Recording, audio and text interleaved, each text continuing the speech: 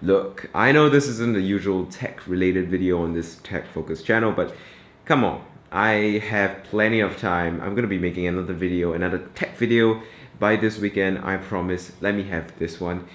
And since we're all in lockdown anyway, I have so much time to look at old footage, at old videos, and since we're all missing going out, going on holidays, and traveling around the world, view Bangkok as a travel destination. So yeah, spoiler alert, my review is not gonna be good. Sorry Bangkok people, sorry Thai people, sorry people who live in Thailand. I apologize in advance, but here's why. So to understand, my experience in Thailand, my experience as a tourist in Bangkok, you have to understand what I did. And the main attraction of Bangkok, I don't know how to pronounce it properly. I call it Bangkok. Is its food and its shopping. There is a lot to love about food in Thailand. This is honestly the best part of the trip. I loved eating there. It made me really fat, but it was so good. There was so many different types of cafes selling, of course, Thai food, but also Western food. There was restaurants, there was roadside vendors. There was so much cool stuff. Like one of the cool things I saw was this roadside restaurant selling paella, the Spanish dish, in Chatuchak, which is one of the biggest markets in Southeast Asia, not just Thailand, one of the biggest markets in Southeast Asia when it comes to shopping. And it was kind of out of place, and they were blasting weird, really good but weird music, and they were serving paella from this big dish. So it was kind of surreal. I was like, wait, what? But it also reminded me that Thailand is kind of a touristy spot now, and that's one of the reasons why I am not going to give it a good review. But yeah, food there is phenomenal. Thai cuisine is awesome. You've got the classic like mango sticky rice, pad thai, basil pork, just to name a few. And there are multiple restaurants and multiple shops selling dishes like that are going to give you a great, enjoyable experience. And it's going to taste great. It's going to feel great. And I'm sure there's something that everyone is going to like.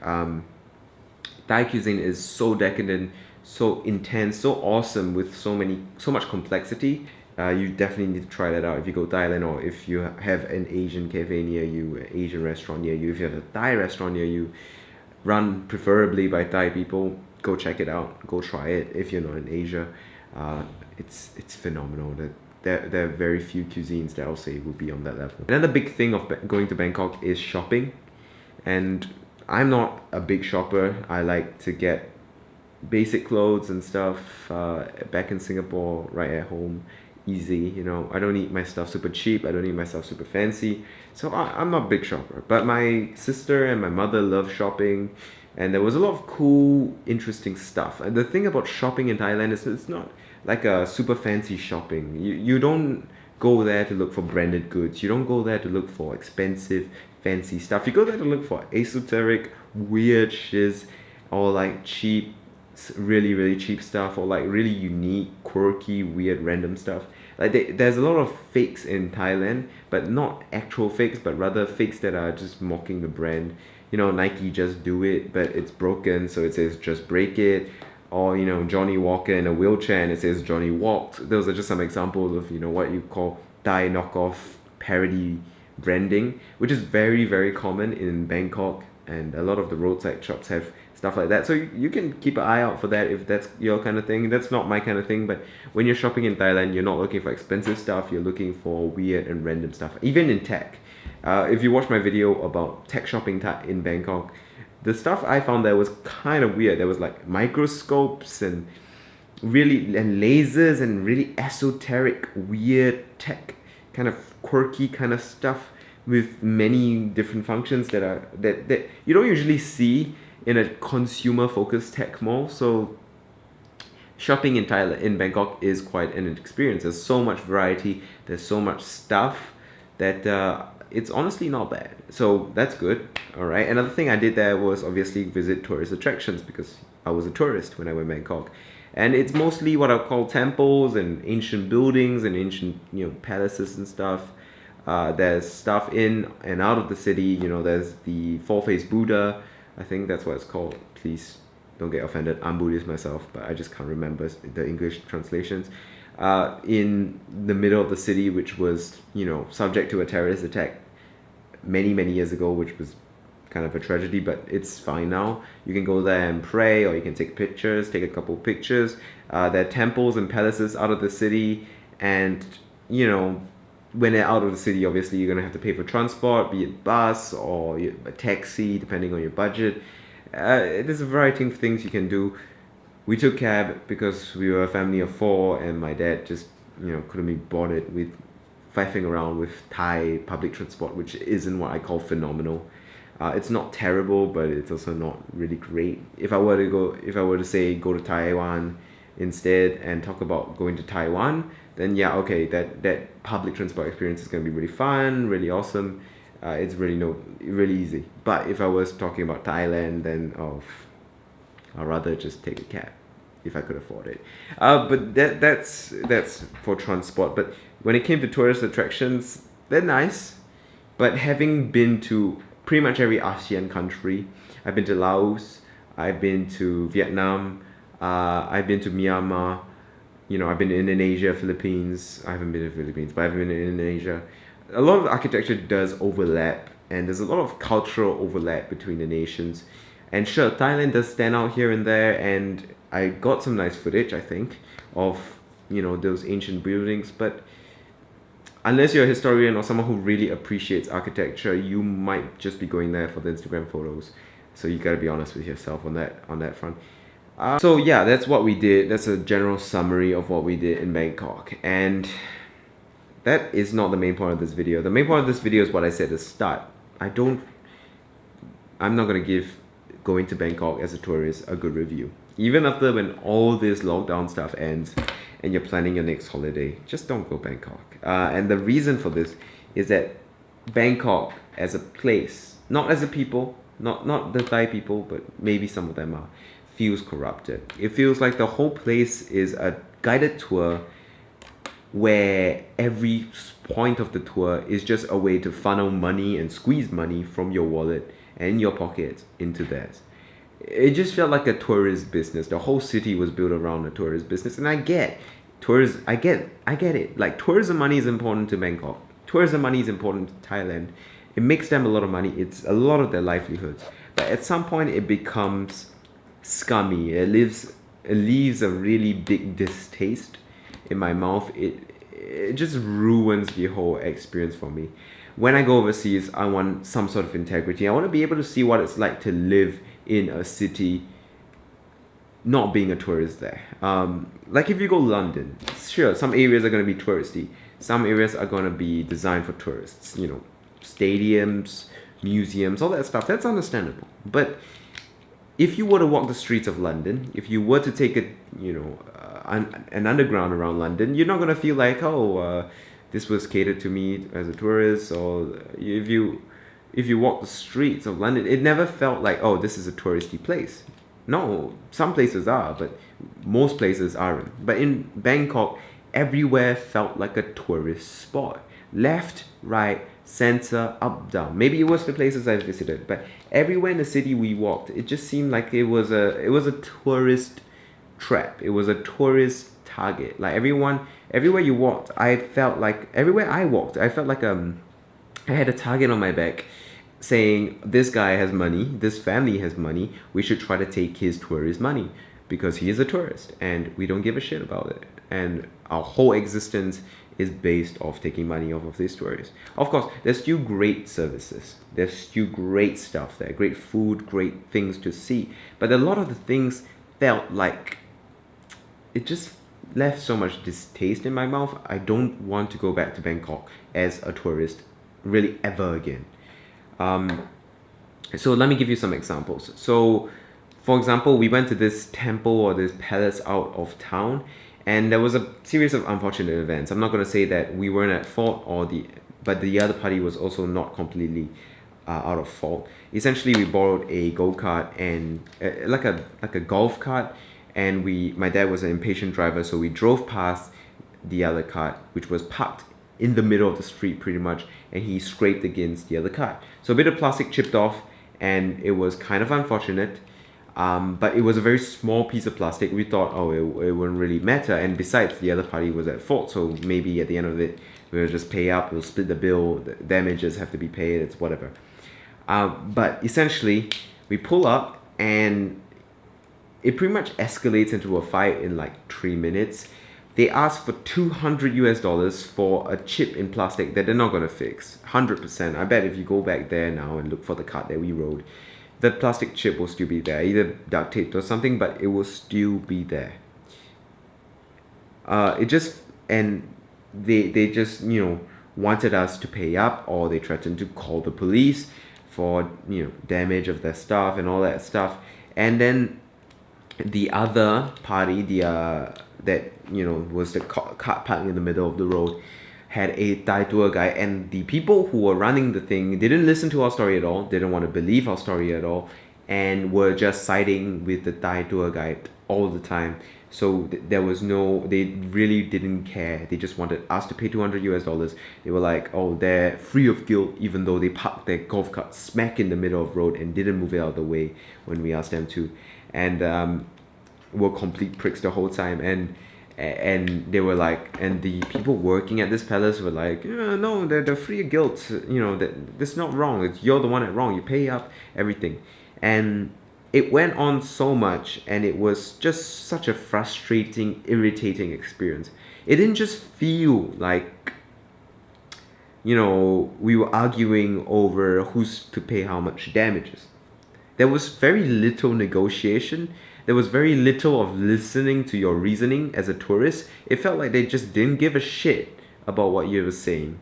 And they just wanted your $200. And I was thinking, do they really want damages to fix their card?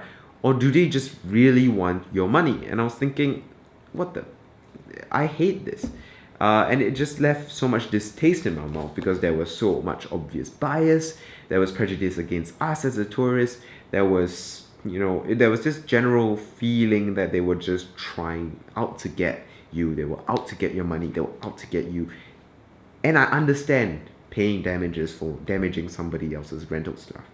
But there was no negotiation. There was no rationale. There was no logic.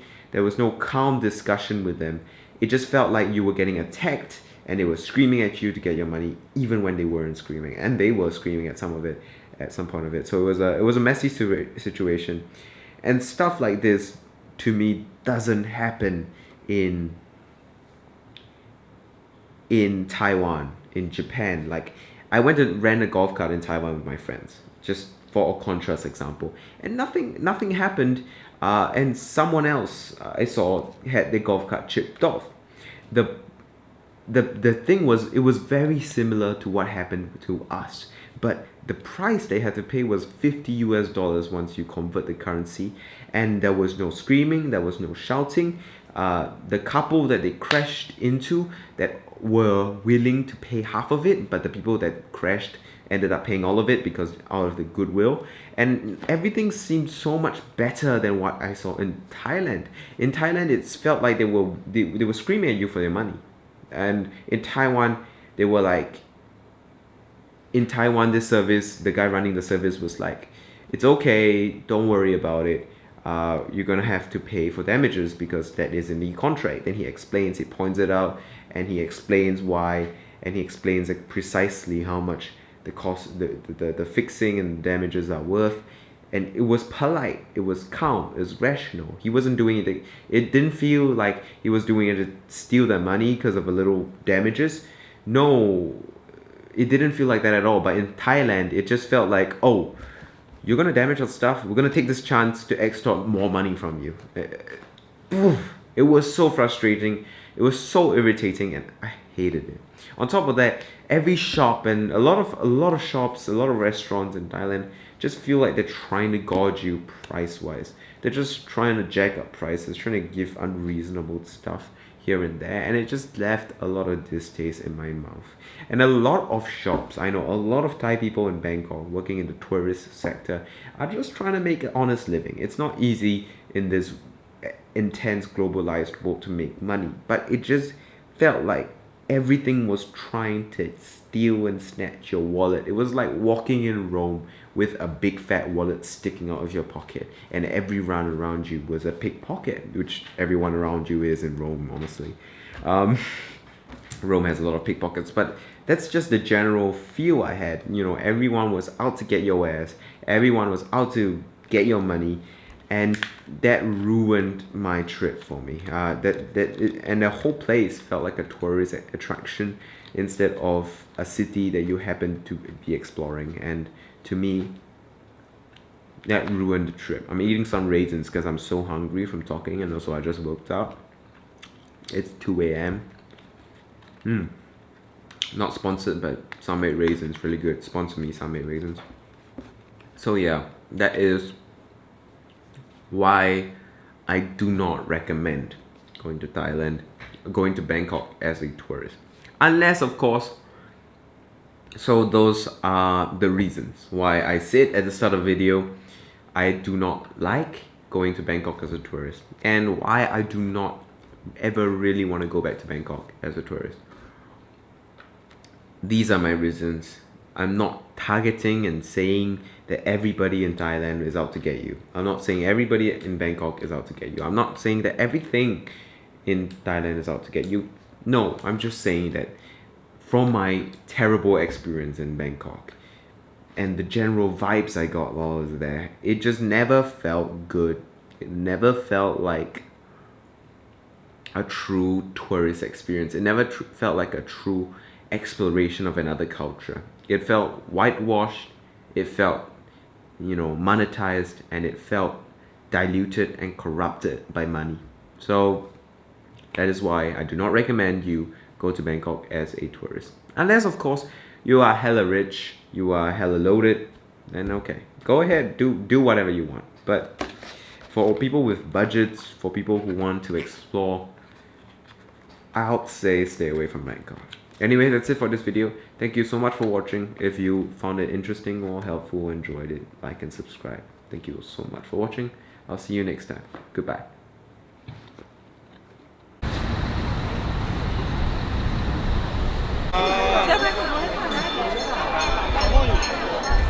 내가 봐요.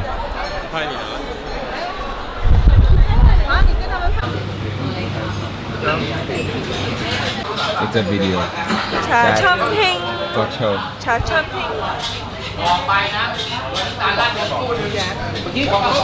Oh shit, there's paella in Thailand, in Bangkok.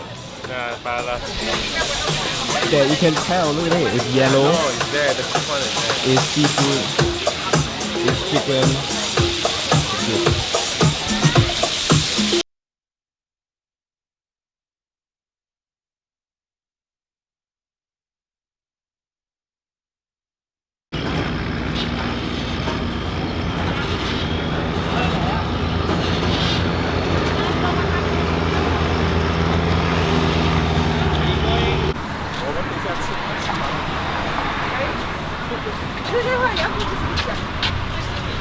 How you feeling? You feeling good?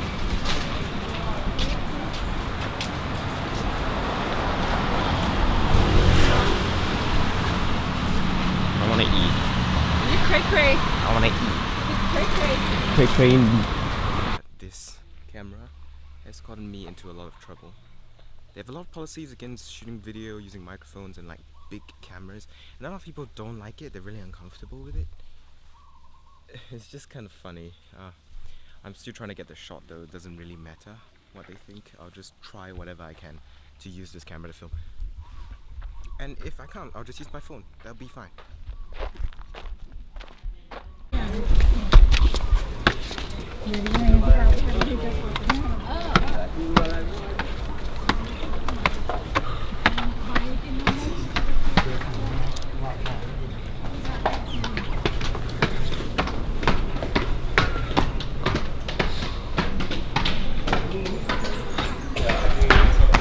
See, right about now, I'll give you like epic B-roll of the place and stuff. I really want to film that, but couple things. Everyone's kind of tired. It's really hot. I would love to like take out my gimbal and stuff, but we're kind of in a rush, so no sick B-roll footage of this beautiful temple.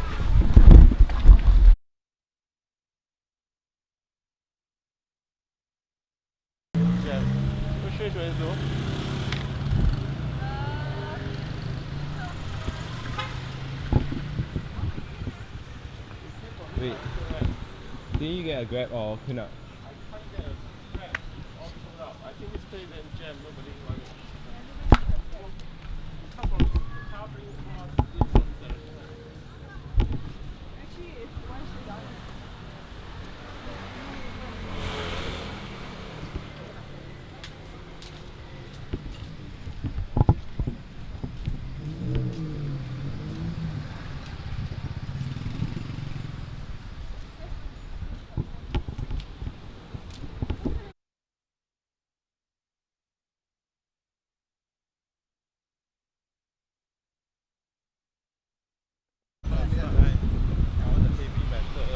right operator stuff. Do you press the lift?